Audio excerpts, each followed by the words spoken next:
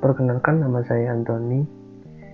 Pada hari ini saya akan menjelaskan tentang flowchart algoritma rekursif yang menggunakan bahasa pemrograman di Python.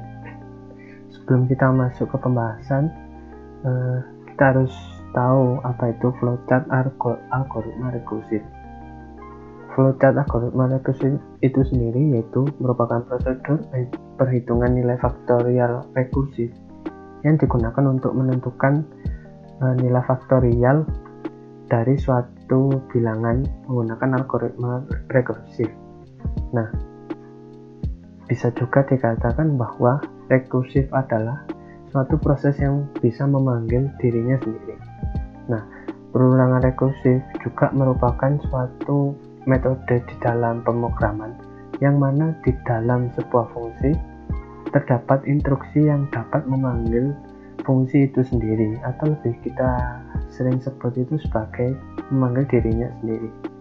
Oke, yang pertama saya akan menjelaskan tentang bentuk-bentuknya di flowchart, yaitu yang pertama itu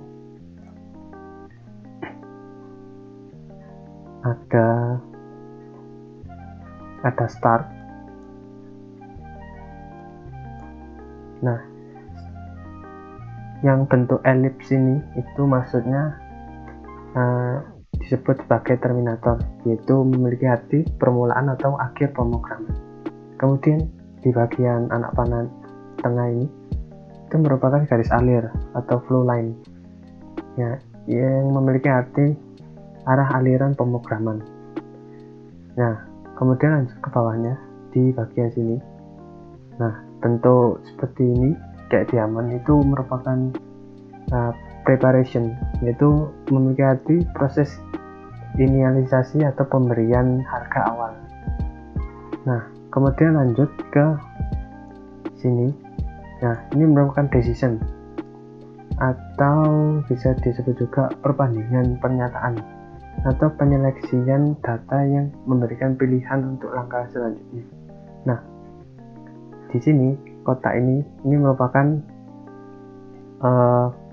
proses, yaitu yang maksud prosesnya proses perhitungan atau proses pengolahan data. Nah, ini juga sama. Nah, kemudian end ini juga sama seperti start ini, tapi sama juga artinya, itu permulaan atau akhir. Nah, kemudian kita lanjut ke untuk membaca flowchart. Nah, di sini kita mulai dari start. Nah, kemudian kita ke long end.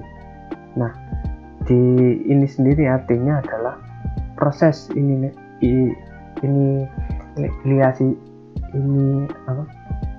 inisialisasi, yaitu pemberian harga di awal, misalnya long end. Nah, kemudian kita turun ke decision, yaitu pemberian pernyataan. Nah, n kurang dari sama dengan 1. Nah, ini ada dua pernyataan. Jika kita return 1, dia akan langsung ke n, jadi benar, pernyataan benar langsung n.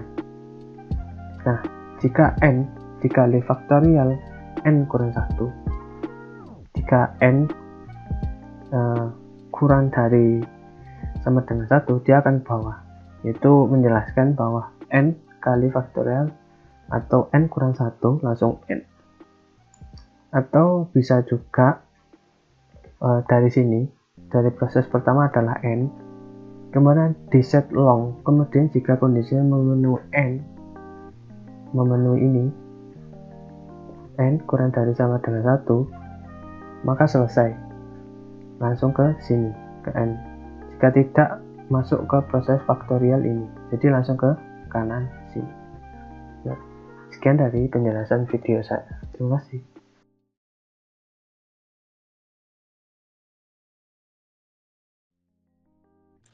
Baik, saya Bisma. Di sini saya akan membuat barisan bilangan Fibonacci menggunakan pattern. Bilangan Fibonacci yaitu urutan bilangan yang selalu berawal dari 0 dan 1.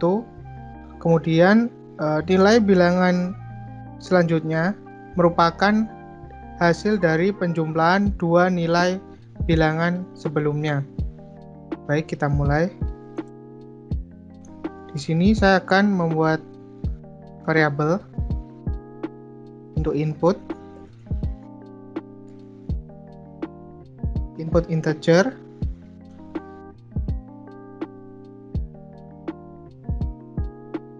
saya tambahkan string,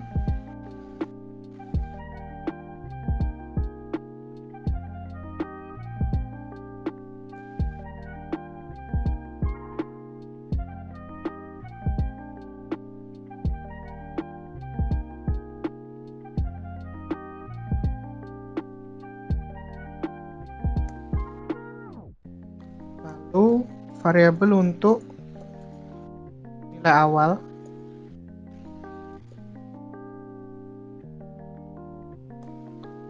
lalu saya buat lagi variabel count yang nanti berguna untuk melakukan fungsi pengulangan. Lalu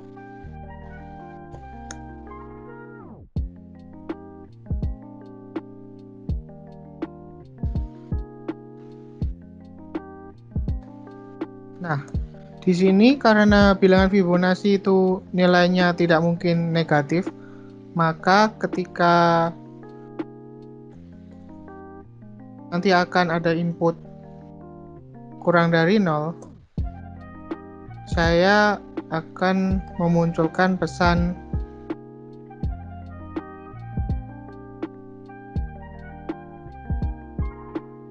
masukkan bilangan positif.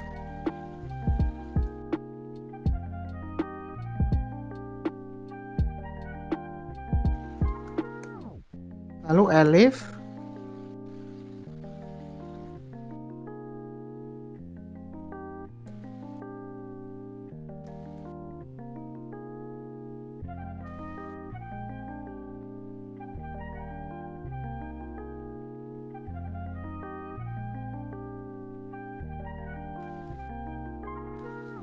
dan N1. Else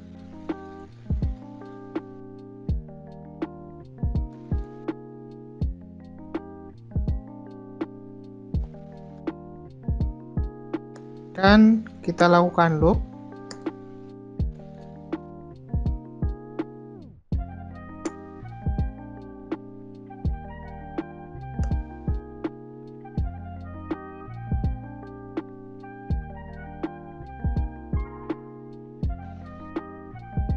Kita buat variabel baru.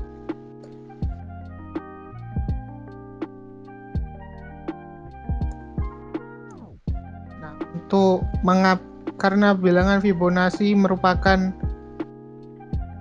nilainya merupakan jumlah dari dua bilangan sebelumnya, maka kita lakukan update nilai,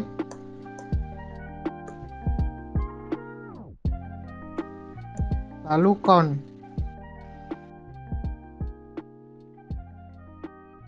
Nah, setiap code ini berjalan melakukan perintah print, count ini akan bertambah 1 hingga dan melakukan perintah print terus hingga count ini sama dengan n dan tidak kurang sama dengan n. Baik, sekarang kita coba. 8. Nah, berhasil. Baik. saya ke flowchart-nya. Ini di flowchart simbol elips yang berarti start, di mana diketahui variabel, lalu input yang disimbolkan jajar genjang. Lalu setelah input, mesinnya akan melakukan decision making jika n kurang dari sama dengan 0.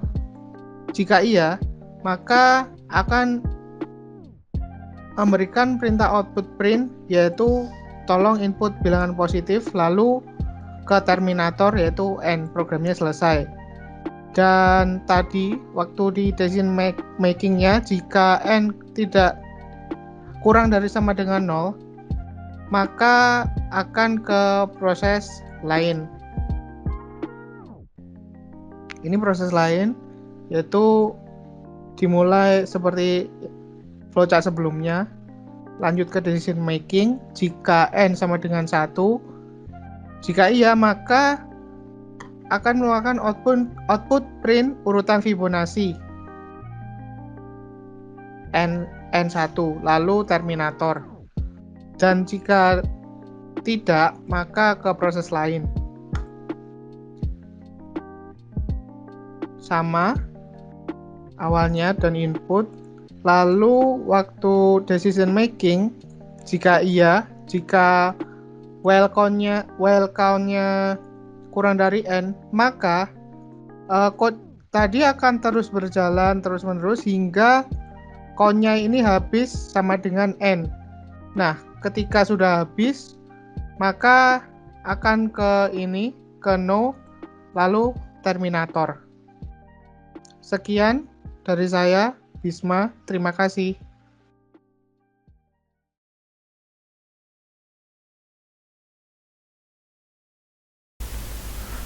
Baik, perkenalkan, nama saya Yeriko Agung Kristanto. Saya di sini akan mengerjakan soal UAS algoritma pemrograman mengenai tipe data. Jadi di pemrograman itu terdapat tiga data. Yang pertama ada integer, kemudian ada string, dan kemudian ada boolean. Yang sejauh ini saya pelajari hanya di tiga data tersebut. Kemudian untuk data integer sendiri itu adalah data yang bersifatnya angka, yang ada nomor 1 sampai tak terhingga.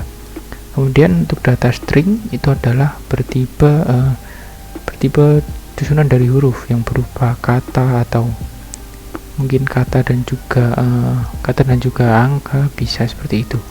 Kemudian data yang ketiga ada data boolean. Data boolean ini adalah data yang sifatnya itu adalah true atau false, yang seperti itu, hanya itu saja, tidak ada tipe-tipe, tidak ada jenisnya lagi.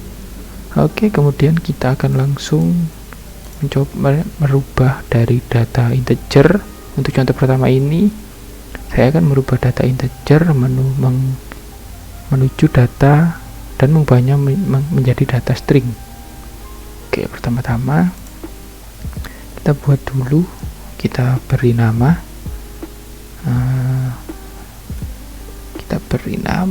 data integer. Kita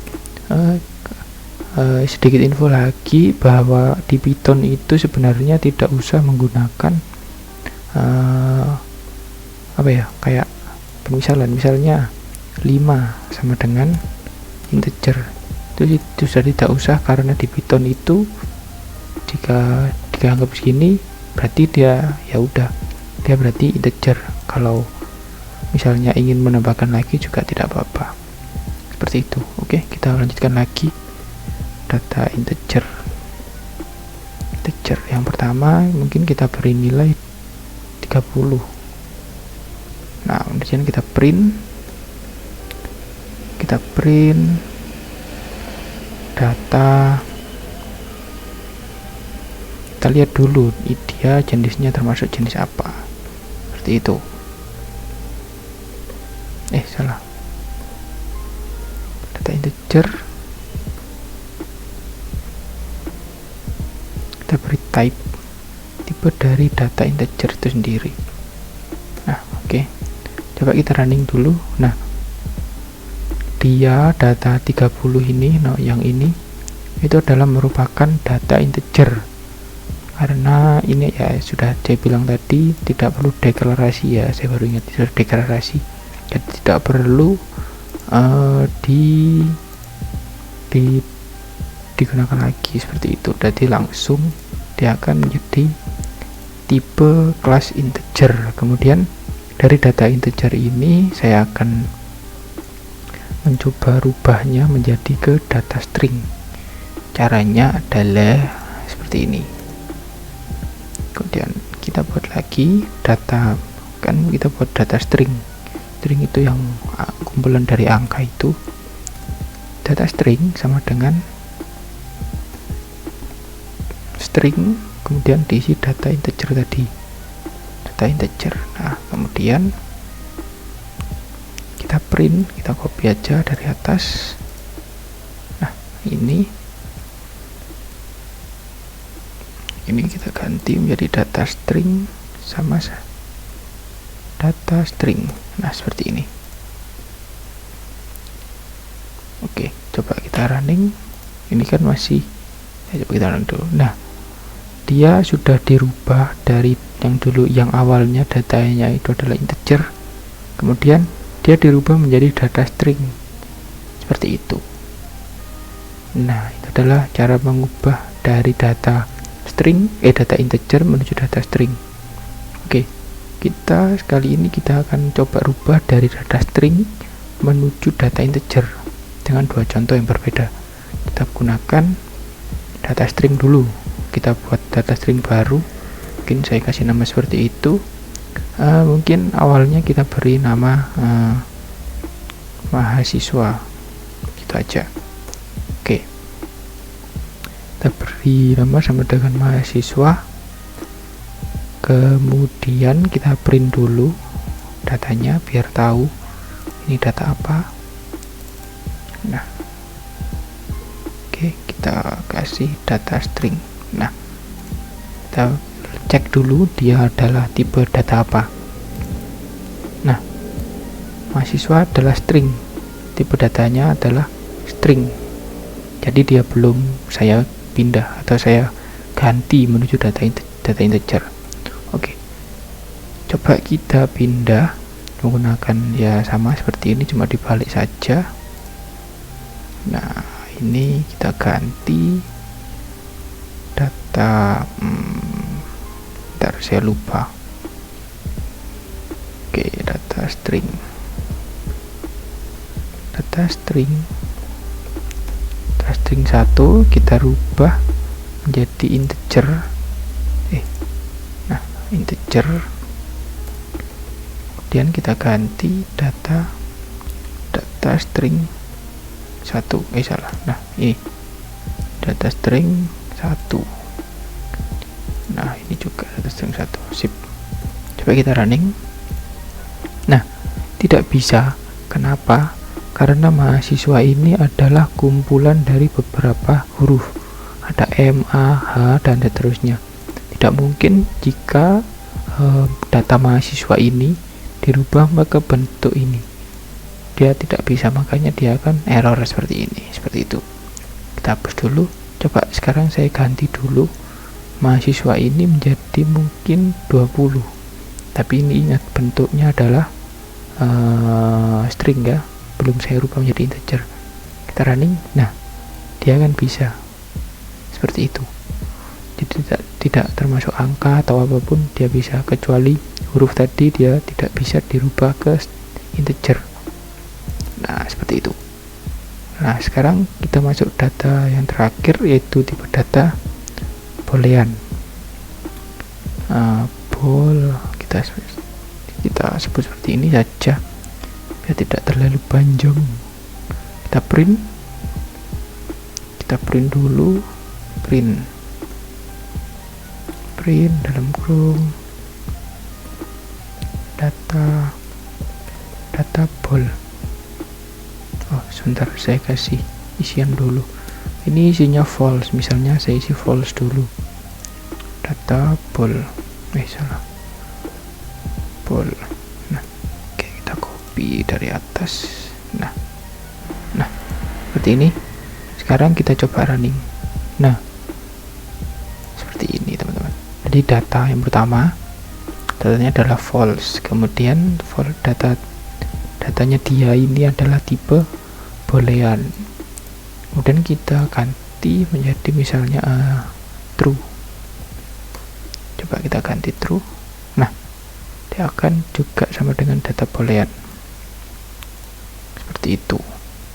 Nah, jika kita ganti data boolean ini menjadi misalnya kata iya ini contohnya, dia akan otomatis berubah menjadi string, bukan menjadi boolean seperti tadi. Sebentar, saya clear dulu. Kita coba yang false dulu, false sebagai contoh. Nah, dia akan menjadi tipe boolean, ini kelas boolean. Coba kita ganti dulu iya, seperti ini. Kita running. Nah, dia akan berubah menjadi string, bukan menjadi boolean lagi. Nah, seperti itu kira-kira penjelasan dari saya mengenai tipe data untuk bagian UAS kali ini. Terima kasih sebelumnya.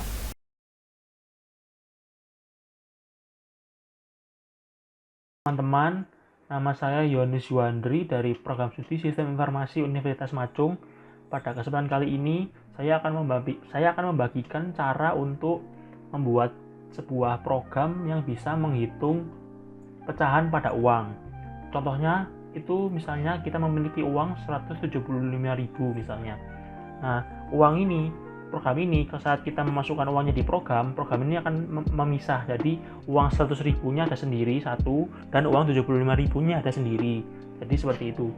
Pecahannya itu sesuai dengan pecahan yang telah diterbitkan oleh Bank Indonesia ya. Jadi ada 100.000, 75.000 yang baru-baru ini sudah muncul, terus 50.000 sampai Rp50.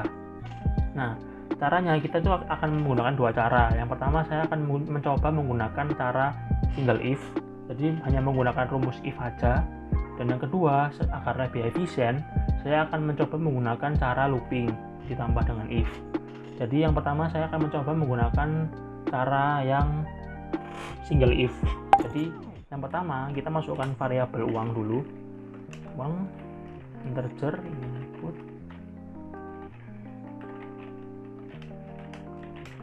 Nah, ini variabel uang ini akan digunakan sebagai input memasukkan uangnya di sini. Nah, dan tipe uang yang dimasukkan itu hanya bisa integer, jadi harus pakai integer aja nilainya. Nah, nanti kalau dihasilkan itu kayak gini. Lalu sisa sama dengan uang, variabel sisa sama dengan variabel uang. Dan kita pakai print uang yang diinputkan adalah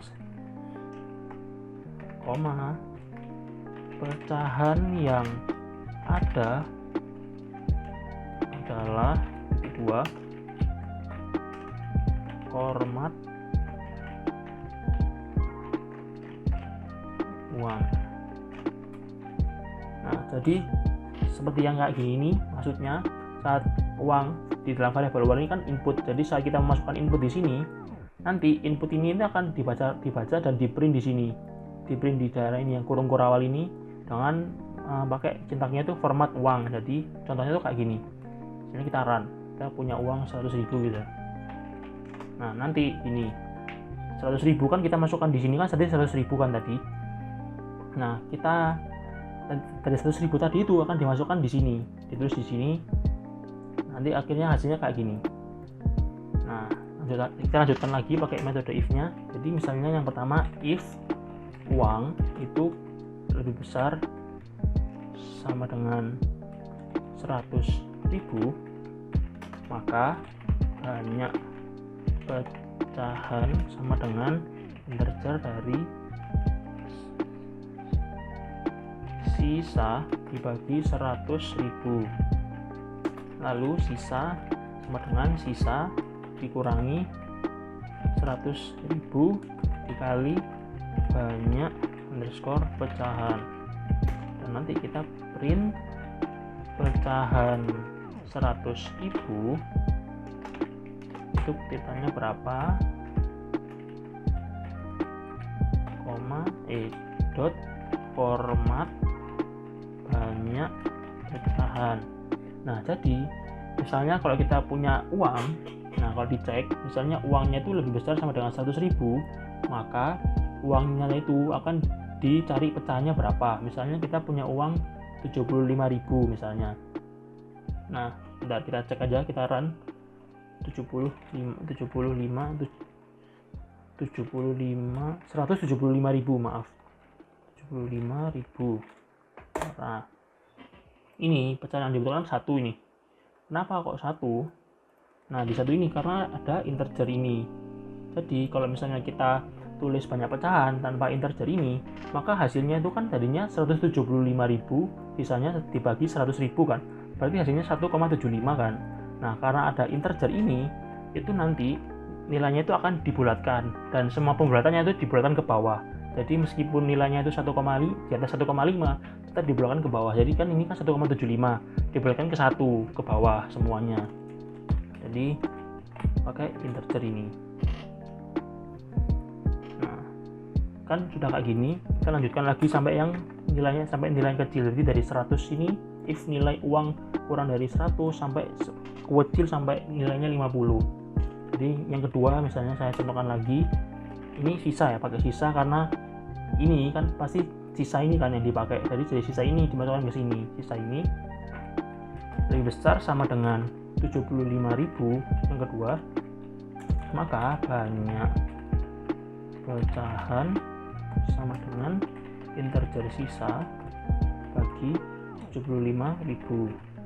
Lalu sisa sama dengan sisa dikurang 75.000 dikali banyak pecahan, dan nanti di print lagi pecahan 75.000 kurung kurawal format banyak pecahan. Nah, fungsinya kurung kurawal ini sama kayak yang di atas ini ya. Jadi untuk memasukkan ini kan, kalau yang di atas ini kan memasukkan ini di sini. Nah, kalau yang ini memasukkan nilai banyak pecahan itu di sini. Jadi hasilnya, jadi kalau misalnya saya tulis kan kayak gini ya. Contoh contohkan lagi 175.000. Nah, jadi kan gini kan. Caranya itu uangnya kan 100.000. Nah, dilihat pecahannya. Jadi pecahannya itu ngitungnya kan 175.000 dibagi 100.000. Tapi yang dicari nilai integer, kan hasilnya 1,5 nih. Karena integer dibulatkan ke bawah, akhirnya nilainya menjadi 1. Nah, nilainya 1 ini di zaman dulu. Nah, di sisa ini nilai sisa 175.000 dikurangi 100.000 dikurangi 1, jadi dikali 1. Jadi 100.000 dikali 1 kan 100.000 dikurangi 175.000. Jadi sisanya ini 75.000. Nah, 75.000 ini dimasukkan ke sini, dicek lagi. Nah, 75.000 apakah lebih besar sama dengan 75.000? Kan benar, lebih besar sama dengan. Nah, 75.000-nya akan dilihat integer sisa dibagi 75.000. Jadi 75.000 dibagi 75.000. Hasilnya disimpan dulu tadi 1 kan. Tadi sisanya berarti 75.000 dikurangi 75.000 kali 1. Jadi hasilnya 0. Nanti kayak gitu dan di print. Habis itu di print. Jadi nilainya pecahan 75.000 ada berapa? Jadi ini kosong ini banyak format banyak pecahan. Jadi ini banyak pecahan. Jadi ini masuk inputnya itu dari apa yang diinput di banyak pecahan. Jadi nilainya banyak pecahan ini di print di sini. Nah, ini kita lanjutkan sampai if sisa lebih dari Rp50. Jadi kita akan lebih cepat, kita copy paste saja. Ini tadi ini untuk berarti untuk 50.000, ini untuk 20.000, ini untuk 10.000, ini untuk 5.000, ini untuk 2.000, ini untuk 1.000, ini untuk 500, ini untuk 200, ini untuk 100, dan ini untuk yang terakhir 50. Tinggal diubah saja berarti. Jadi ini tadi 50.000 ya, 50.000, ini juga 50.000, 50.000, ini 50.000 diganti semua jadi 50.000, pecahannya juga 50.000. Lalu yang ini berarti 20.000, 20.000, 20.000, yang ini berarti 10.000, 10.000, 10.000, pecahan 10.000. Lanjut 5.000, 5.000, 5.000, 5.000, habis 5.000, 2.000, 2.000, 2.000, 2.000, 2.000, berarti ini 1.000, 1.000, 1.000, 1.000, lalu ini berarti 1.500. Oh ya, ini perlu diganti 500.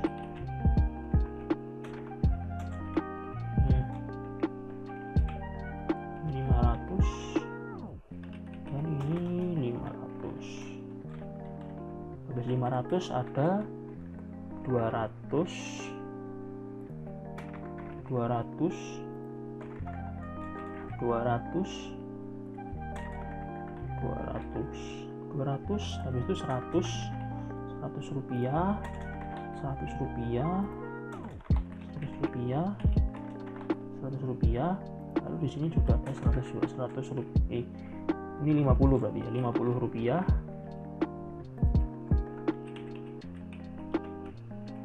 50 rupiah, 50 rupiah, 50 rupiah, 50 rupiah. Jadi seperti ini. Nah, kita coba kita tes. Misalkan kita punya uang 155.550 misalnya. Nah, kayak gini ya hasilnya nanti. 100.000-nya ada 1, 50.000-nya ada 1, 5.000-nya ada 1, 500.000 ada 500 rupiah ada 1, dan 50 ada 1. Nah, ini kayak gini. Jadi misalnya kita contoh lagi misalnya 275 550 misalnya. Nah, 100.000-nya ada 2, 75.000 ada 1, 500 ada 1, dan 50 rupiah ada 1, kayak gini. Nah, ini cara dari menggunakan single if, cara mencari masalah, memecahkan pecahan, memecahkan ini menggunakan metode single if. Nah, yang kedua, kita menggunakan metode loop yang agar lebih efisien dan lebih cepat. Jadi tidak perlu panjang kayak gini. Kalau misalnya kita gini kan semakin banyak kan semakin panjang. Ini udah ada 11 if ini. 1, 2, 3, 4, 5, 6, 7, 8, 9, 10, 11, 12. Nah, ada banyak. Nah, oleh karena itu agar lebih cepat kita pakai yang namanya metode looping. Jadi ini kita clear dulu aja. Kita start. Nah, ini udah kita jawab semua, kita hapus saja yang if-nya ini, kita ganti dengan loop. Nah, perbedaannya kalau pakai metode looping itu kita tinggal masukkan himpunan. Jadi kita tinggal tulis nilai pecahannya. Nah, nilai pecahannya pakai himpunan. Jadi yang pertama itu kan ada 100.000, lalu ada 75.000, lalu ada 50.000, 20.000, 10.000, 5.000, 2.000, 1.000, 500, 200, 100, 50. Ada 11, 1, 2, 3, 4, 5, 6, 7, 8, 9, 10, 11, 12. Oh iya, ada 12. 75. Nah, kan sudah ada lagi seperti ini nih. Lalu kita buat itu di sini pakai metode loop ya. Jadi kalau loop itu rumusnya pakai for pecahan in nilai perpecahan. Nah, maksudnya ini for pecahan in nilai pecahan. Jadi di dalam variabel yang bernama nilai pecahan ini, nah ini disebut pecahan, namanya pecahan ini. ini bebas, kalau kita mau ganti kita ganti dengan nama lain juga bebas, terserah kita. Jadi nama yang ada di dalam nilai pecahan ini diberi nama pecahan.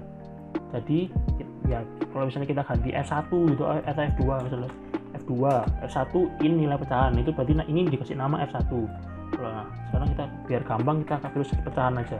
Jadi ini diberi nama pecahan, yang ada di dalam nilai pecahan ini diberi nama pecahan. Lalu kita pakai if sisa kurang dari pecahan. Nah, pecahan ini maksudnya pecahan ini yang ada di dalam sini, maka continue. Nah, setelah itu kita baru masukkan rumusan yang tadi. Jadi yang tadi banyak pecahan sama dengan integer dari sisa dibagi, kan tadi kan 100.000, nah semacam ini diganti pecahan.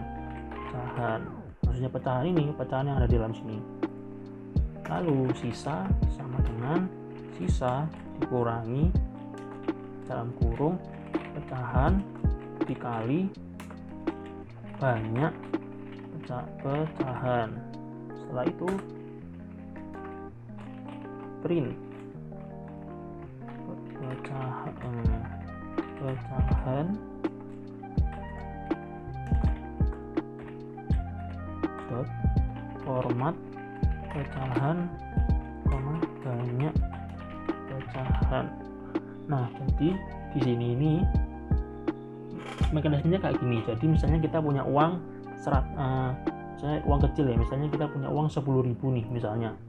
Nah, nanti dibaca dalam sistem. Nah, nilai apakah uang 10.000 itu kurang dari pecahan, maksudnya itu nanti dihitung satu-satu, jadi dicek satu-satu. Jadi dari yang mulai dari ini 100.000 sampai ke 50 rupiah dicek satu-satu. Jadi misalnya kita contohnya tadi 10.000 ya, jadi apakah 10.000 ini kurang dari 100.000? Oh ya, ternyata benar kurang dari 100.000. Maka lanjut lagi, apakah 10.000 kurang dari 75.000? Oh ya benar. Lanjut lagi, apakah 10.000 kurang dari 50.000? Oh ya benar. Nanti sampai di apakah 10.000 kurang dari 10.000 ini. Nah, ternyata tidak. Lanjut, berarti langsung pakai rumus ini. Jadi banyak pecahan, rumusnya tadi kayak tadi, sisa dikurangi pecahan. Jadi 10.000 per 10.000. Nilainya kan tadi 1. Nah, 1 berarti sisanya 10.000 sama dengan 10.000 dikurangi 10.000 kali 1, jadi 1. Jadi di sini 10.000 kurang 10.000 hasilnya kan 0, berarti habis, nggak ada sisa lagi kan. Nanti setelah itu akan di print di sini. Jadi pecahannya 10.000 ini dan pecahannya 10.000 dan banyak pecahannya 1. Jadi contoh kita langsung saja, kita run. Oh, katanya invalid, ternyata oh ya ini harus tidak sama, harus sama. Iya, kita masukkan misalnya 10.000. Nah, nanti jumlahnya maksudnya ini 10.000, pecahannya 10.000 dan banyak pecahannya 1. Jadi kita contoh lagi misalnya 175.000. Nah, nanti akan muncul 100.000-nya 1 dan 70.000-nya 1, 75.000-nya 1. Nah, itu mungkin sekian dari saya tentang metode mengenai masalah mencari pecahan. Mungkin sekian dari saya. Terima kasih.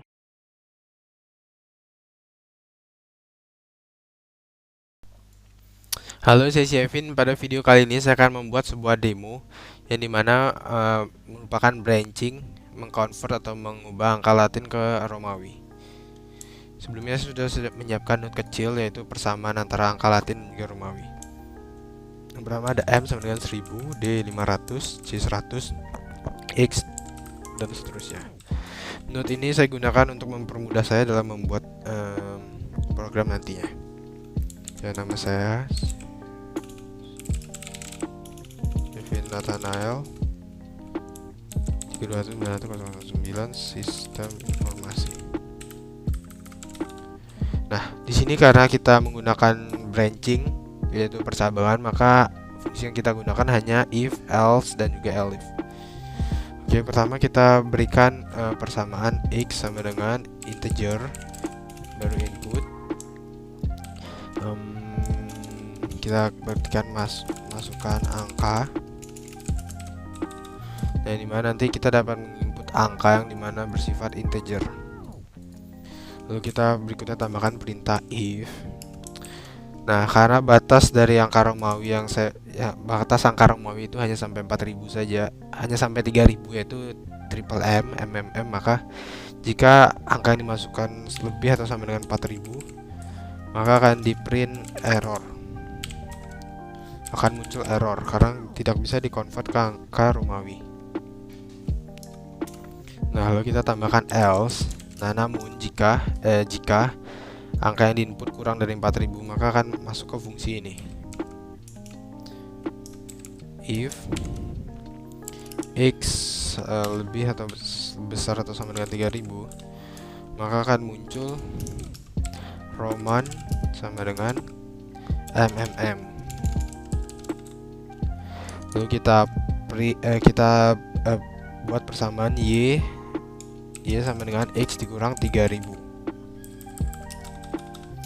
Lalu enter, kita print Roman, n double quote petik 2. Ini berguna untuk agar perintah yang di print selanjutnya atau fungsi yang di print selanjutnya di print pada baris yang sama. Oh ya, sebelumnya kita tambahkan persamaan y sama dengan x agar memudahkan kita nanti. Nah, jadi pada if yang kedua ini kita akan menggunakan y lebih besar sama dengan 2000. Romannya sama dengan, karena 2000 kita menggunakan mm. Baru kita di sini menggunakan y sama dengan y dikurang 2000.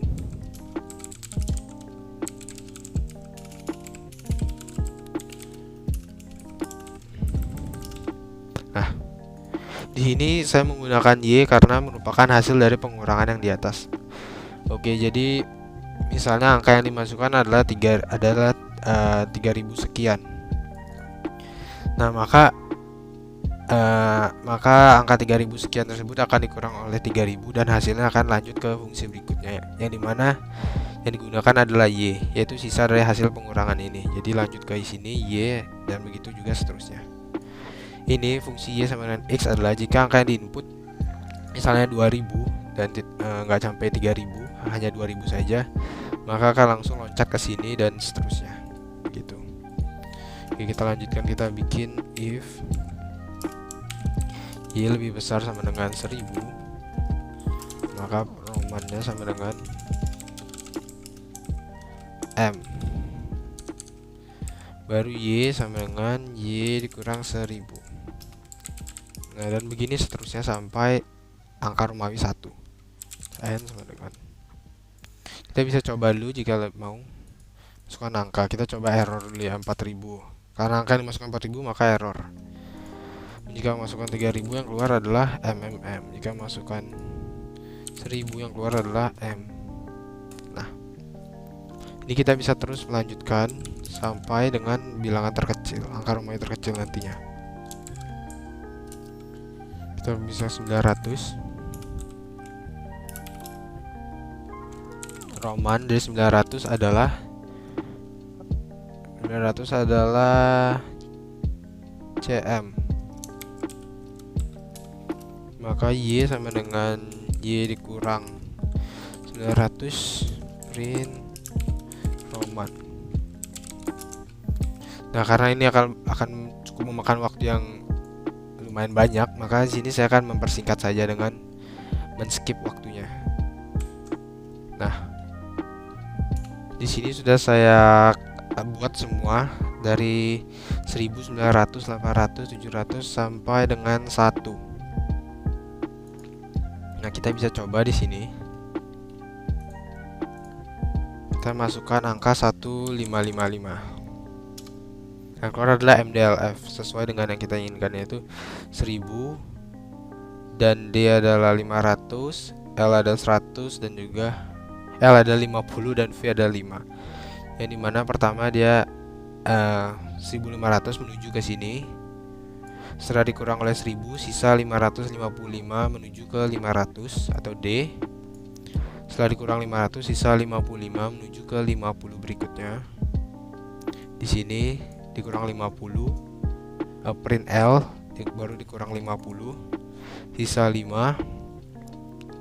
Nah di sini lalu di print V, dan karena udah habis nggak bisa dibagi lagi, nggak ada yang bisa di convert menjadi Romawi lagi, maka operasi selesai.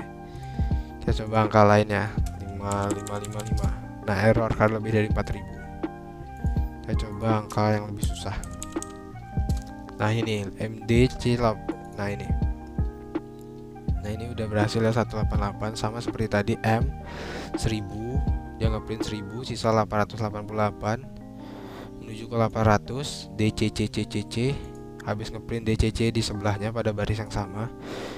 888 dikurang 800 sisa 88 menuju ke sini, di print LXXXX kurang 80 sisa 8 menuju ke sini, di print VIII dan dikurang 8 akhirnya 0. Udah, sekian video demo dari saya. Mohon maaf jika ada kesalahan kata atau hal yang kurang jelas. Sekian, terima kasih.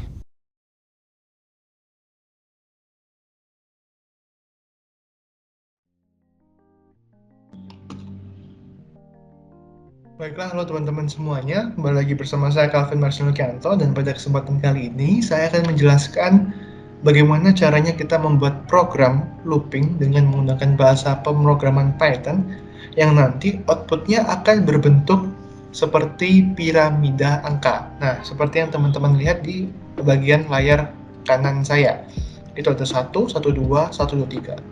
Nah, pertama-tama yang kita butuhkan adalah sebuah variabel. N sama dengan integer. Kita akan set dari awal variabel ini hanya akan berbentuk atau tipe datanya itu integer. Lalu input, kita menggunakan perintah input.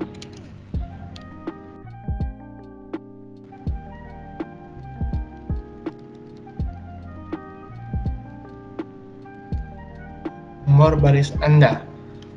Perintah input ini nanti akan mengizinkan kita untuk menginputkan atau memasukkan jumlah baris atau jumlah angka yang kita inginkan.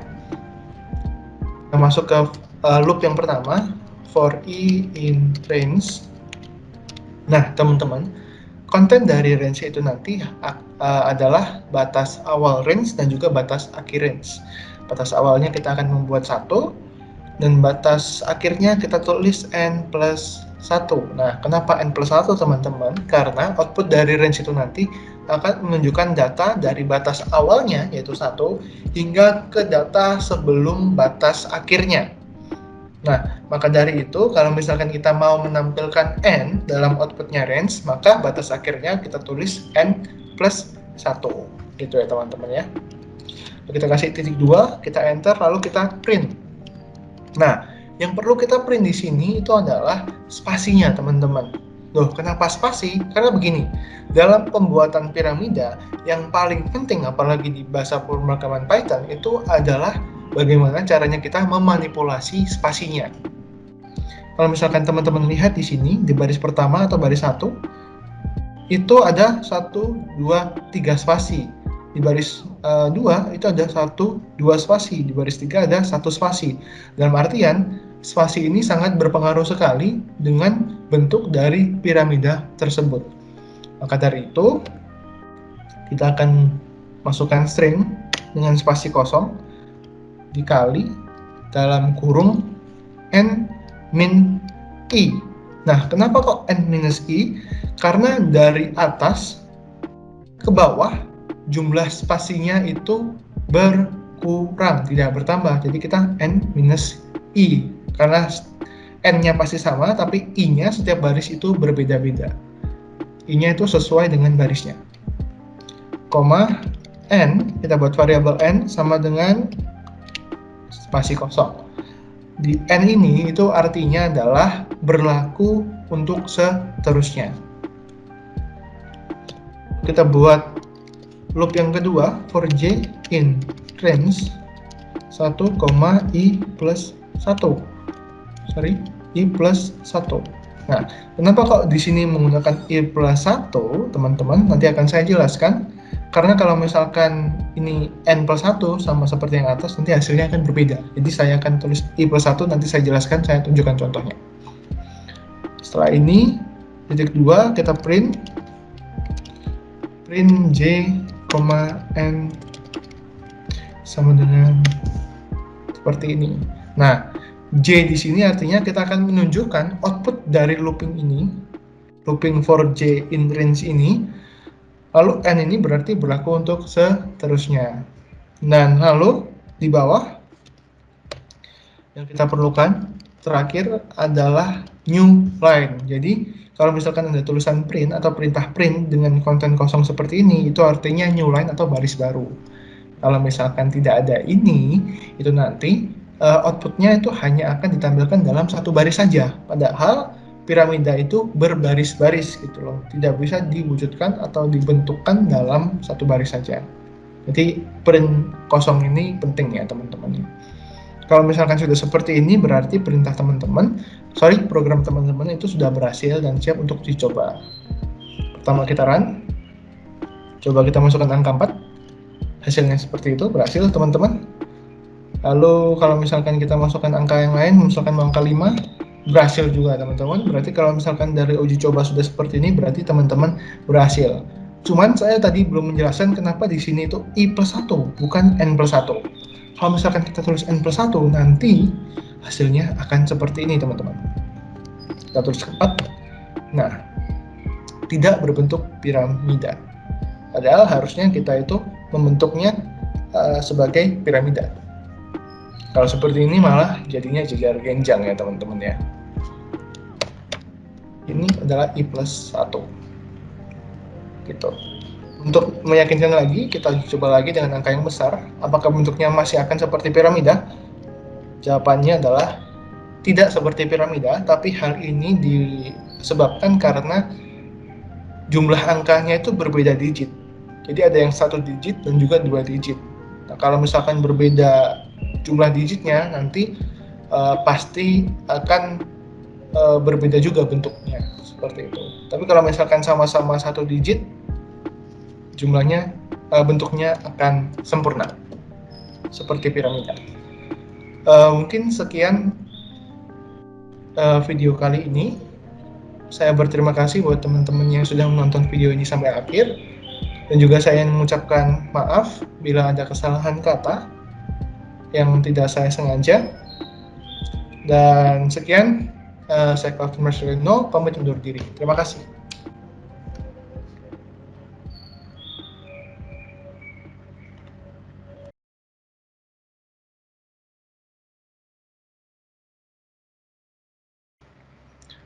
Baik, halo teman-teman semuanya. Perkenalkan, saya Calvin Sukianto, dan pada video sebelumnya saya telah membuat yang namanya piramida normal, dan sekarang saya akan membuat piramida terbalik. Langsung saja. Sekali lagi saya menggunakan bahasa pemrograman Python, dan juga saya akan menggunakan looping pada program ini. Pertama-tama seperti yang piramida normal, kita membutuhkan variabel n sama dengan integer, kita set sebagai integer menggunakan perintah input.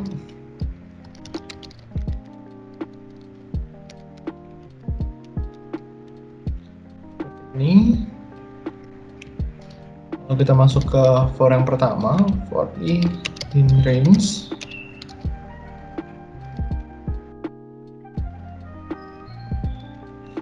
Jadi teman-teman, dalam kurung range ini ada 1 dan N+1. 1 itu merupakan batas awal dari range, dan N+1 itu adalah batas akhir dari range. Output dari range itu nanti akan menunjukkan angka atau isi dari 1 atau batas awalnya hingga sebelum batas akhir. Jadi kalau misalkan kita mau N ini, ya si N ini nampak atau muncul dalam outputnya range, maka kita harus menulis batas akhirnya itu N+1. Begitu ya teman-teman. Nah, tapi N+1 ini tidak akan berhasil kalau misalkan N-nya itu bukan integer. Jadi harus diset sebagai integer dulu di awalnya. Di ini, N sama dengan integer.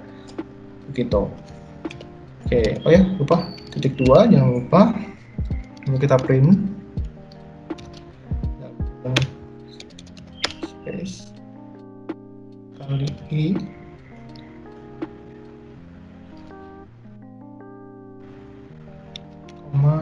N sama dengan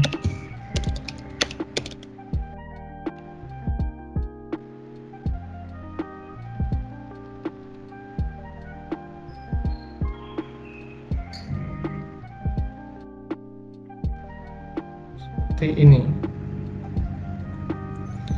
Nah, string kosong ini sama seperti yang piramida normal, itu nanti digunakan untuk memanipulasi spasinya.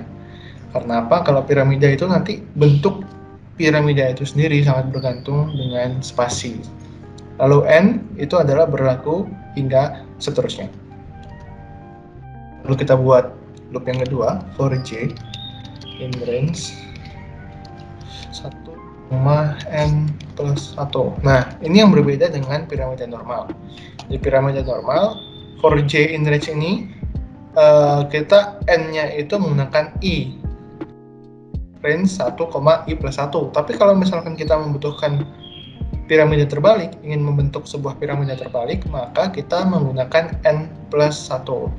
Nanti hasilnya akan berbeda, saya akan tunjukkan.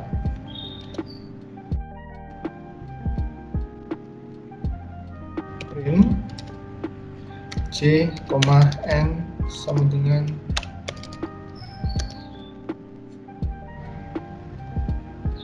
di sini print j ini berarti kita menunjukkan output dari loop ini, lalu n ini berarti berlaku untuk seterusnya seperti biasa.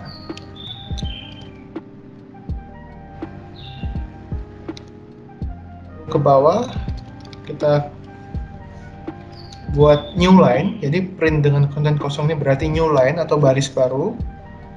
Lalu apakah perintah ini sudah selesai? Kalau misalkan di piramida normal, setelah print konten kosong atau new line ini berarti sudah selesai. Tapi kalau misalkan di piramida terbalik, ini belum selesai. Kita perlu menambahkan ini, n min sama dengan 1, atau artinya n sama dengan n minus 1. Berarti setiap barisnya nanti akan dikurangi 1 angkanya. Ketika sudah seperti ini, programnya sudah berbentuk seperti ini, maka program sudah selesai dan siap untuk uji coba. Sekarang kita coba 3, kita masukkan angka 3, maka hasilnya akan seperti itu. Nah, kenapa kok di sini menggunakan n min sama dengan 1? Karena kalau misalkan tidak ada ini, maka bentuknya akan seperti ini, teman-teman. 3, seperti itu. Jadi, angkanya itu akan tetap. Spasinya saja yang berbeda, tapi angkanya akan tetap. Padahal harusnya setiap angkanya itu dikurangi 1 setiap barisnya. Nah, kalau benar begitu, maka di setiap baris harus dikurangi 1. Kita memerlukan perintah ini, n minus sama dengan 1, atau setiap barisnya n akan dikurangi 1. Seperti itu, teman-teman. Nah, ini piramida terbalik. Hasilnya akan seperti ini. Nah, akan tetapi ini hanya bentuknya saja yang terbalik, dari yang 1, 1, 2, 1, 2, 3-nya dari atas, terus sekarang ke bawah. Sekarang 1, 2, 3-nya di atas, 1-nya di bawah. Hanya urutannya saja yang terbalik. Tapi cara bacanya masih tetap, yaitu 1, 2, 3, 1, 2, 1. Bagaimana kalau misalkan saya maunya itu 3, 2, 1, 2, 1, 1? Bisa tidak? Bisa. Caranya kita menggunakan perintah reverse. Di sini kita menggunakan perintah reverse. Jangan lupa kurung buka kurung tutupnya. Nah, reverse itu artinya cara membaca datanya itu akan dibalik. Coba kita lihat, kita masukkan 3, ya, maka cara bacanya akan dibalik dari 1, 2, 3 menjadi 3, 2, 1. Seperti itu, teman-teman. Lalu saya akan juga menunjukkan kenapa di sini itu harus n plus 1. Di for j ini kenapa harus n plus 1 bukan i plus 1. Karena kalau misalkan kita menggunakan i plus 1, nanti hasilnya akan seperti ini, teman-teman. 1, 2, 1, 3, 2, 1. Bentuknya jadi tidak baik, jadi tidak berbentuk sebagai piramida. Seperti itu. Jadi di sini kita harus menggunakan n plus 1 untuk membuat piramida terbalik yang sempurna. Seperti ini, maka programnya sudah selesai dan siap untuk uji coba dengan angka yang bervariasi. Coba kita masukkan angka 12. Seperti itu. Kita run lagi, kita masukkan angka 5. Seperti itu, bentuknya sempurna, piramida terbalik yang sempurna. Dan bila sudah diuji coba seperti ini, maka programnya sudah selesai dan teman-teman semua sudah bisa membuat piramida terbalik dengan benar. Mungkin sekian video dari saya. Terima kasih buat teman-teman yang menonton. Maaf kalau misalkan ada kesalahan kata. Sampai jumpa.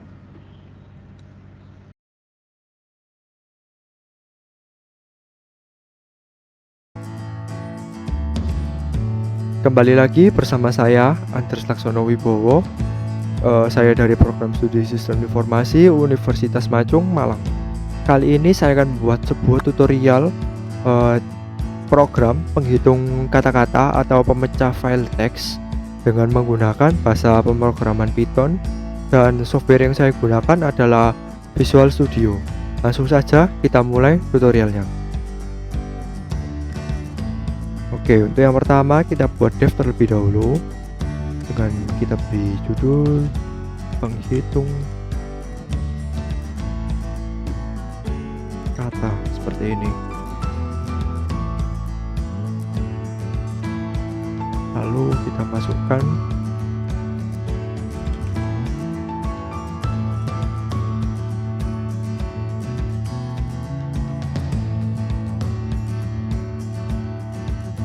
input. Nah, ini kita gunakan untuk nanti memasukkan kata-katanya.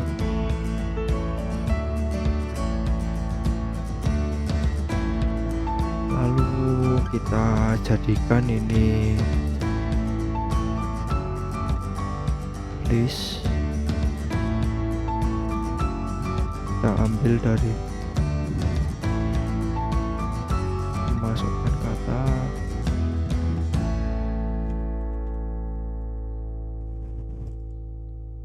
split, lalu kata,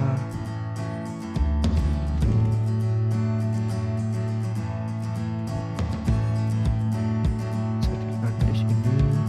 Lalu kemudian kita masukkan huruf konsonannya.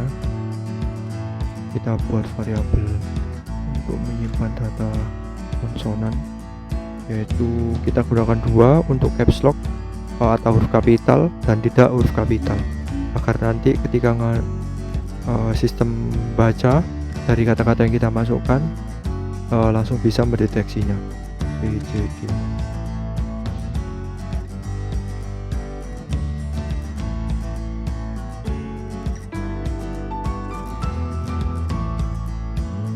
Nah, seperti ini. Lalu untuk yang tidak kapital atau tidak caps lock,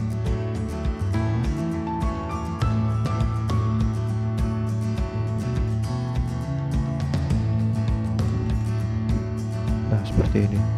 Lalu yang berikutnya kita masukkan untuk huruf vokal. Huruf vokal sama kita buat yang kapital dan tidak.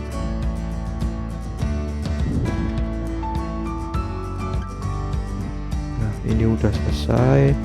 Lalu kita masukkan jumlah konsonan.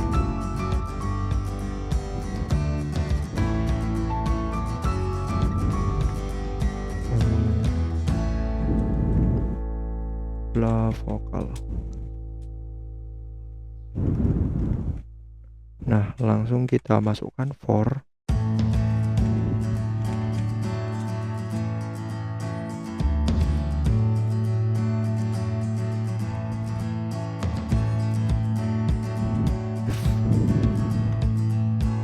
Karakter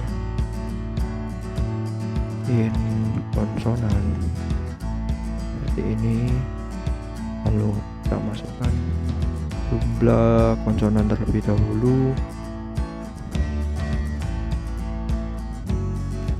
Jumlah konsonan seperti ini.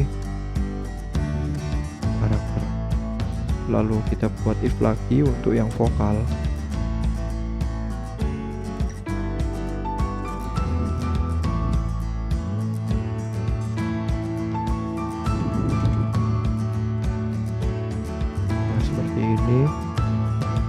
Ini sama seperti yang di atas.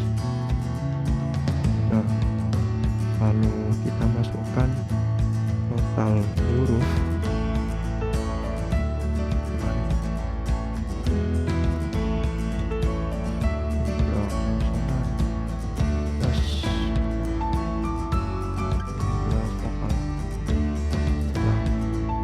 Jika sudah selesai, tinggal kita masukkan bagian yang print.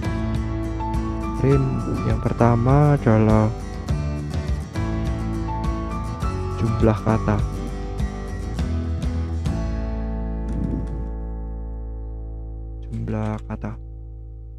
Nah, seperti ini. Ini dari hitung ini, lalu yang berikutnya adalah jumlah karakter.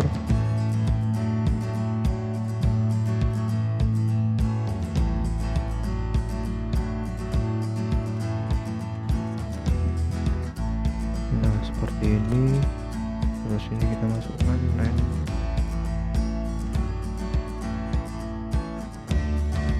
Nah, seperti ini. Lalu setelah jumlah karakter, lanjut ke bagian jumlah konsonan.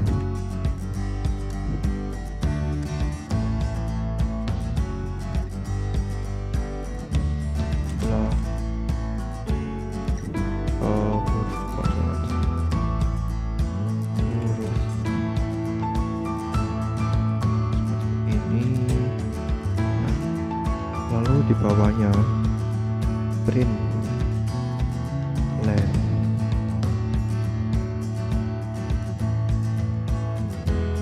Nah, seperti ini. Lalu setelah konsonan, kita copy saja. Nah, ini kita ganti vokal. Ini juga kita ganti vokal. Nah, seperti ini. Setelah vokal, lalu kita print untuk total hurufnya. Total huruf. Oh, ini kita juga beri len.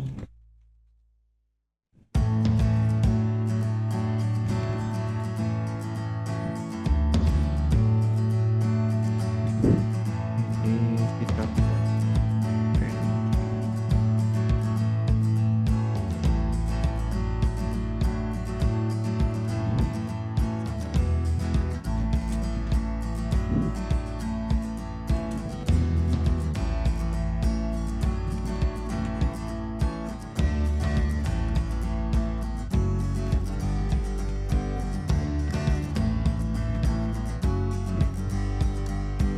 Nah, seperti ini. Lalu kita tutup hitung kata.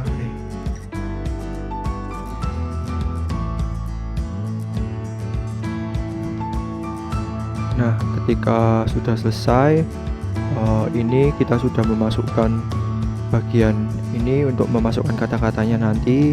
Lalu untuk variabel huruf konsonannya juga sudah selesai, variabel huruf vokal juga sudah selesai. Lalu untuk menghitung kata-katanya juga sudah selesai. Jika sudah selesai seperti ini, tinggal kita run atau start untuk mengetahui hasilnya. Nah, ketika masuk di sini, kita masukkan contohnya saja.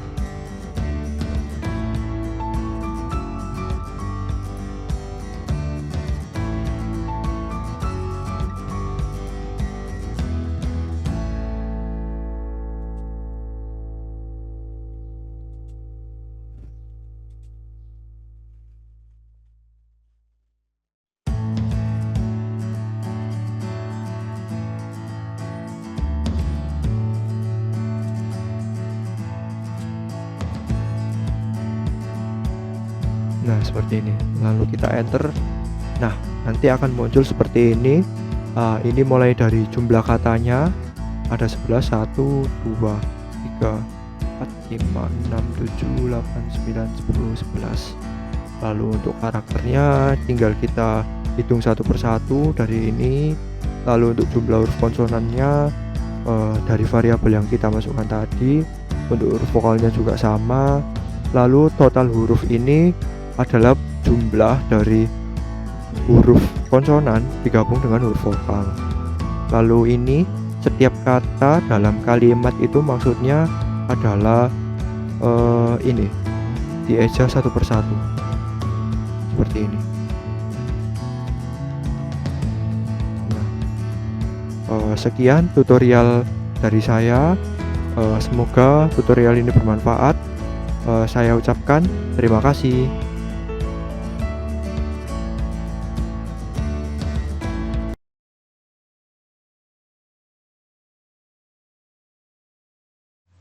Selamat pagi teman-teman dan Pak Sultan. Nama saya Andres Haryono dari Prodi Sistem Informasi Angkatan 2019.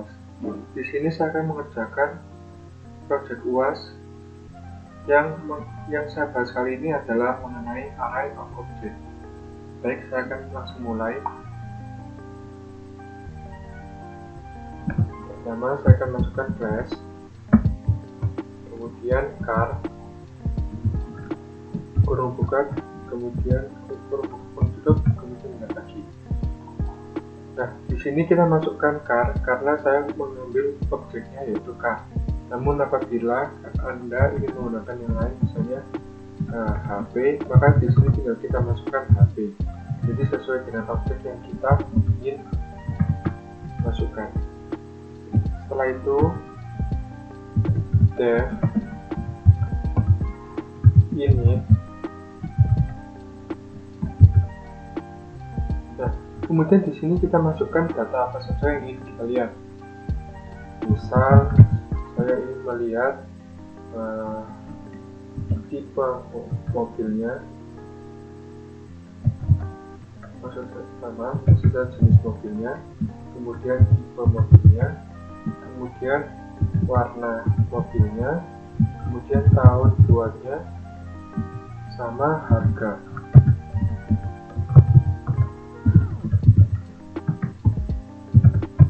Setelah sudah, kita masukkan save jenis. Nah, di sini di bagian save ini kita harus masukkan sesuai atau urut dengan waktu kita tulis di dev. Jadi misal di dev ini yang pertama jenis, maka yang di save pertama juga harus jenis. Jadi jangan Anda menulis misal di devnya jenis, kemudian di save yang pertama Anda menulis tipe. Jangan, karena akan terjadi error. Setelah itu save tipe sama dengan tipe, kemudian warna sama dengan warna.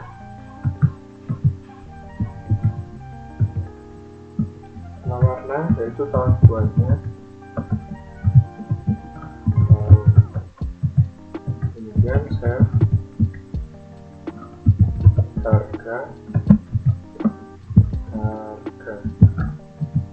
Nah, setelah sudah, kita masukkan contoh yang akan ditampilkan di datanya. Jadi misal array append. Di sini fungsi append itu sama seperti fungsi display, yaitu untuk menampilkan datanya ketika kita nanti mengklik tab. Setelah itu tab,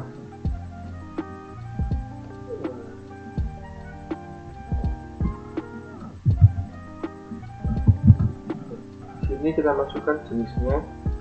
Misal jenisnya itu Toyota, kemudian tipe mobilnya Xenia,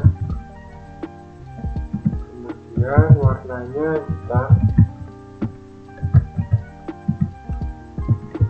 kemudian tahun buatnya misal tahun 2017, sama harganya 140 juta.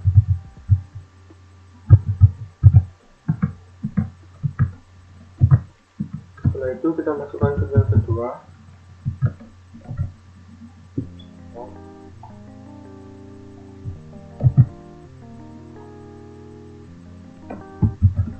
Kartarai append dan kar.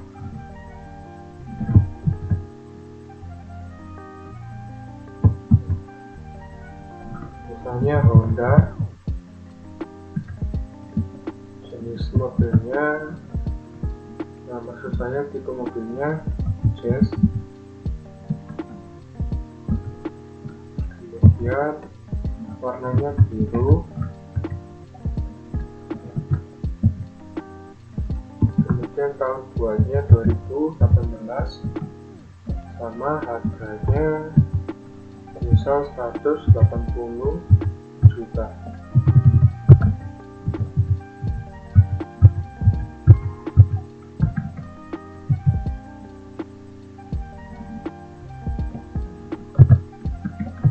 Yaitu car, arai, event. Masukkan contoh yang ketiga, yaitu misal Toyota,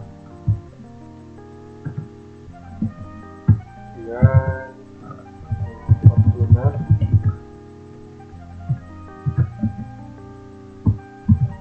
warnanya misal putih, tahun buatnya 2020, harganya misal 340 juta.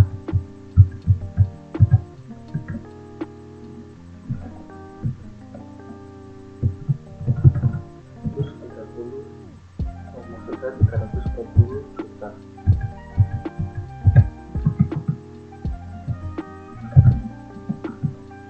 Setelah itu kita masukkan jenis berikutnya, yaitu koreksi pin.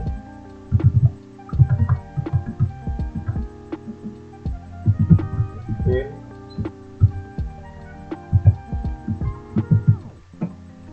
ya, arai.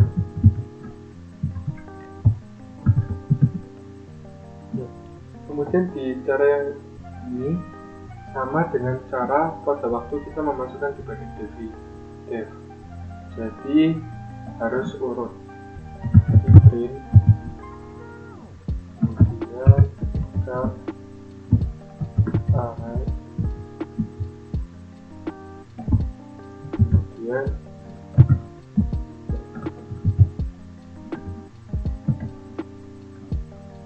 jenis.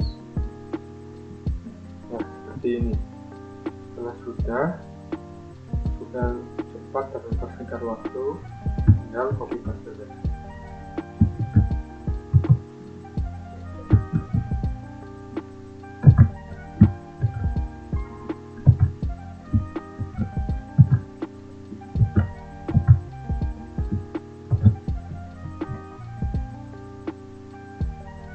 Setelah jenis itu tipe,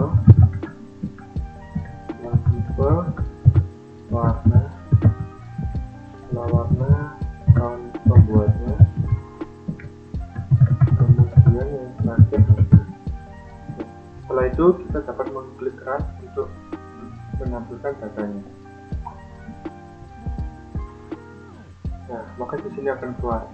Jadi jenisnya Toyota, tipe mobilnya Xenia, warnanya hitam, tahun buatnya 2017, harganya 140 juta. Kemudian contoh yang kedua, tipe mobilnya Honda,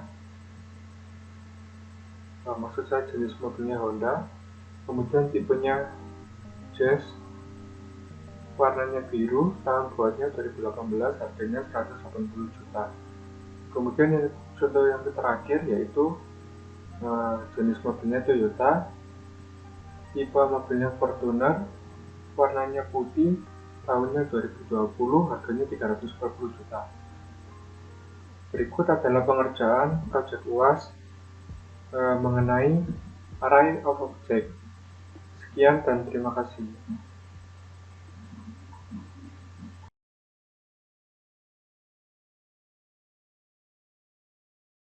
Perkenalkan, nama saya Mas Henry Stefanus Gunawan. Di sini saya akan menjelaskan tentang array of string. Yang pertama ini saya akan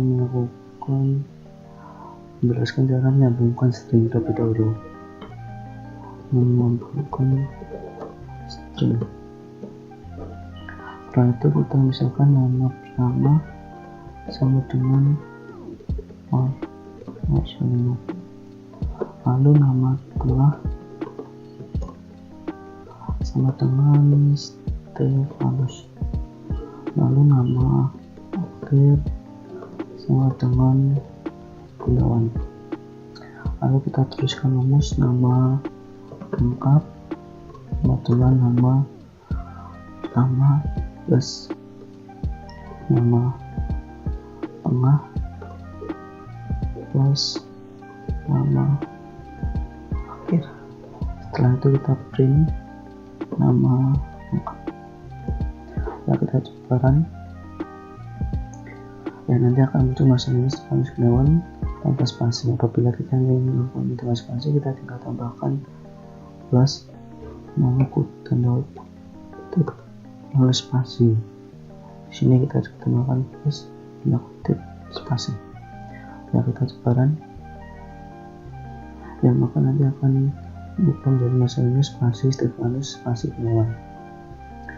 Ya, nah selanjutnya akan saya lanjut ke cara menghitung panjang string.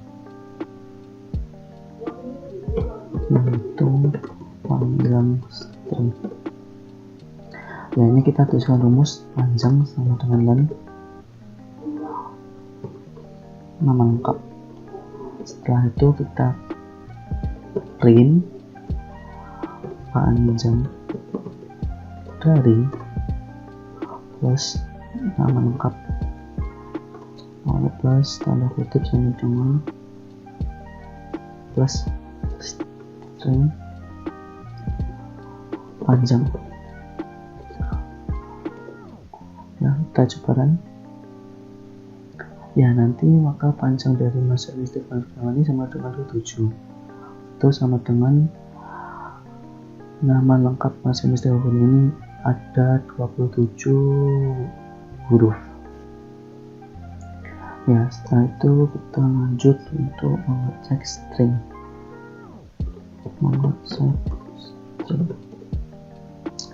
Ya, di sini kita mau misalkan Marcelino lalu sama dengan Marcelino. Nah, itu status sama dengan Marcelino ini nama lengkap. Nah, kita coba print Marcelino plus ada di plus nama lengkap plus tanda kutip sama dengan plus selalu status. Nah, sekarang kita cobakan. Ya, nanti sini akan muncul Marcelino ada di masalah Stefanus Gunawan ini salah atau false, karena dalam nama lengkap masalah Stefanus Gunawan ini Marcelino ini menggunakan M huruf kapital, sedangkan yang kita tuliskan tadi menggunakan huruf yang kecil. Nah, sekarang kita mencoba dengan rumus yang sama tetapi dengan Marcelino dengan M nya huruf kapital.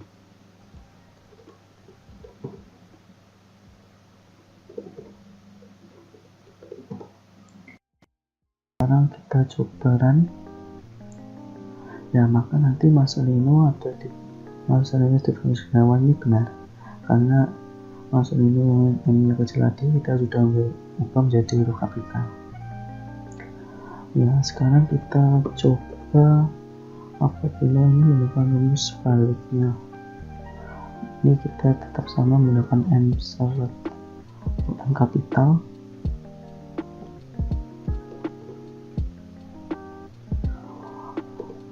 Ya, di sini kita tinggal merubah ini jadi not in.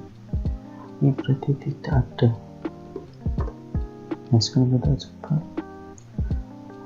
Ya, nanti maka akan muncul masalah ini tidak ada di masalah Stefanus Gunawan ini akan salah. Ini merupakan sebaliknya dari yang in tadi.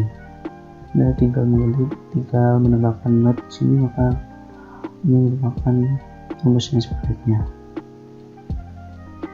Ya, selanjutnya saya akan menjelaskan untuk pengulangan string. pengulangan string mengulang. Nah, di sini kita tinggal tuliskan print, kita misalkan mereka, lalu kita ingin melakukan pengulangan sebanyak berapa, misalkan saja 3. Dan sekarang kita coba run. Ya, nanti akan muncul mereka sebanyak ulangan 3 kali. Nah, sekarang kita bisa melakukan dengan misalnya kita tuliskan pengulangannya terlebih dahulu. Misalnya kita ingin mengulang sebanyak 5 kali, setelah itu kita berikan tanda bintang ini, setelah itu kita tuliskan WK-nya. Ini maka akan muncul WK sebanyak 5 kali. Ini merupakan sama saja, ini dapat dibalik-balik seperti itu. Ya, yang selanjutnya saya akan menjelaskan untuk indeks. Ya, di sini kita bisa langsung saja kita print indeks ke 0, lalu titik 2 plus nama lengkap, misalnya di 0. Ya, kita coba run. Ya, maka indeks ke 0 dari nama lengkap masing-masing sebagai penamaan tadi adalah n. Ya, sekarang kita coba misalkan lagi dengan rumus yang sama.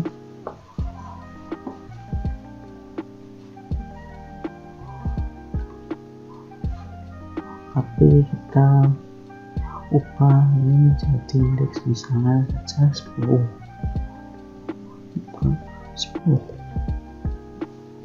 Sekarang kita coba run. Ya, maka indeks 10 dari nama lengkap tadi merupakan spasi atau tidak ada, karena dalam bahasa Inggris Gunawan ini ada spasinya, sehingga dituliskan tidak ada. Ya, sekarang kita coba lagi, misalnya indeksnya ini kita ubah menjadi min 1. Lalu kita coba run. Ya, apabila indeksnya ini min, maka akan melakukan kata di akhir kalimat seperti masing-masing Gunawan ini, huruf akhirnya adalah n, sehingga indeks min 1-nya n. Nah, kita coba misalnya apabila ini kita ganti dengan min 2.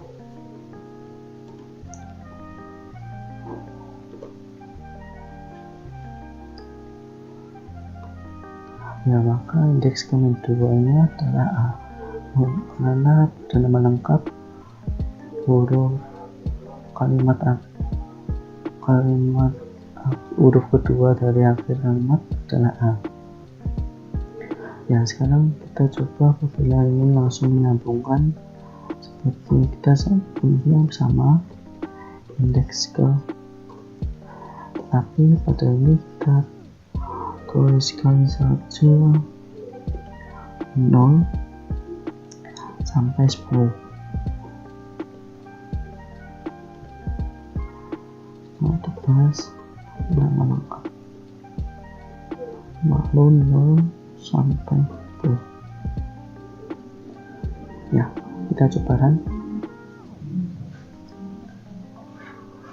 Ya, nanti maka akan muncul indeks ke 0 sampai 10 nya adalah Marcelino. Ya, sekarang kita coba lagi pemisahannya saja. Ini kita coba ganti indeksnya 0 sampai 5. Ya, kita coba run. Ya, maka indeks ke 0 sampai 5 adalah MARCE. Ya, sekian dari saya. Apabila ada kesalahan, mohon maaf. Terima kasih.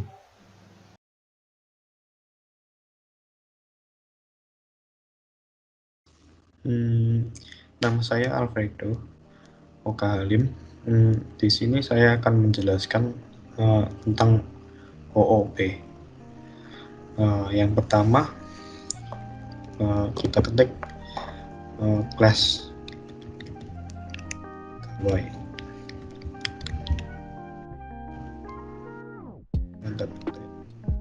Kemudian enter, kemudian ketik dev kali init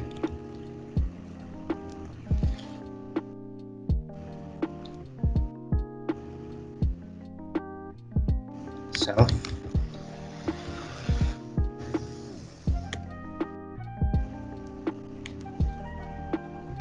nama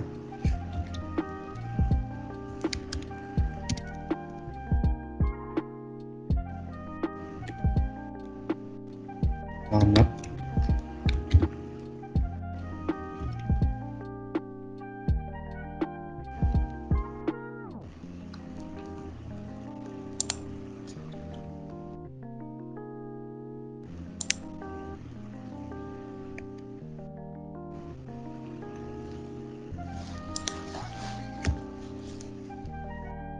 kemudian self dot name sama dengan nama, kemudian self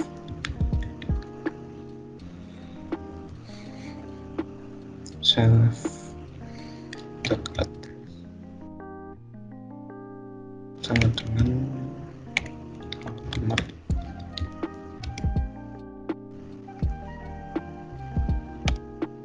kemudian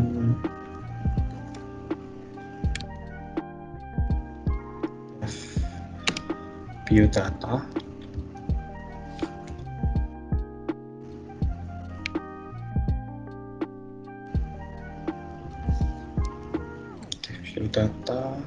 self kemudian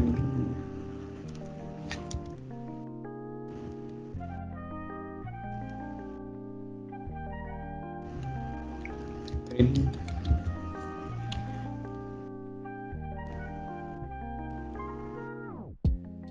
nama pegawai.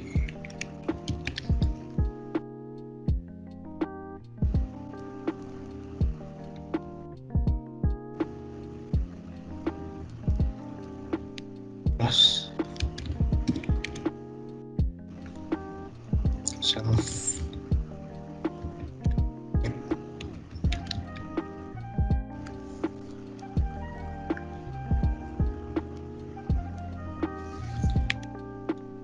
plus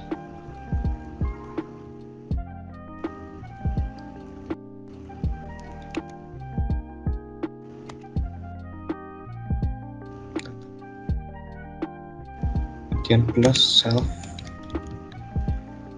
dot address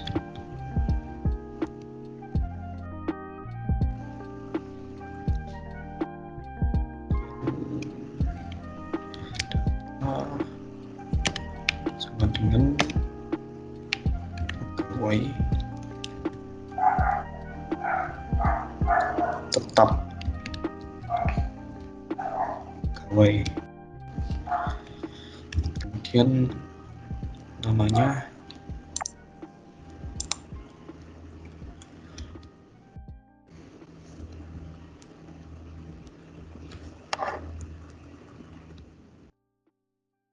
Budi,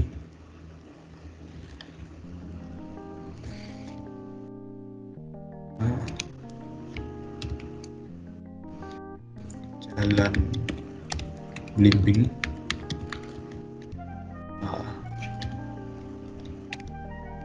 Malang.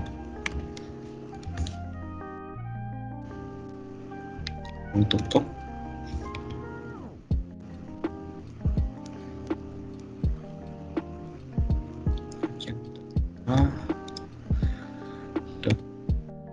data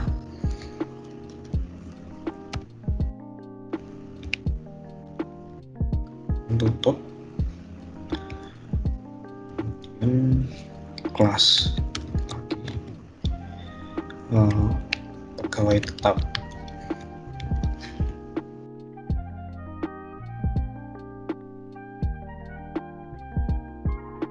Pegawai dan pas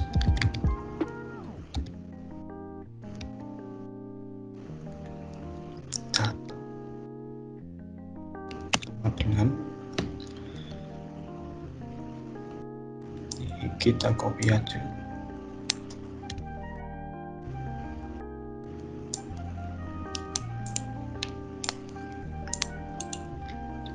Dan paste.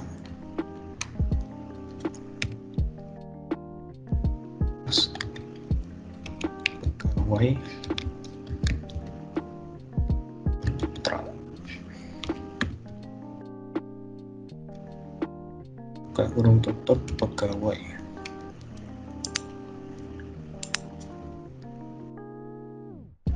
Pas.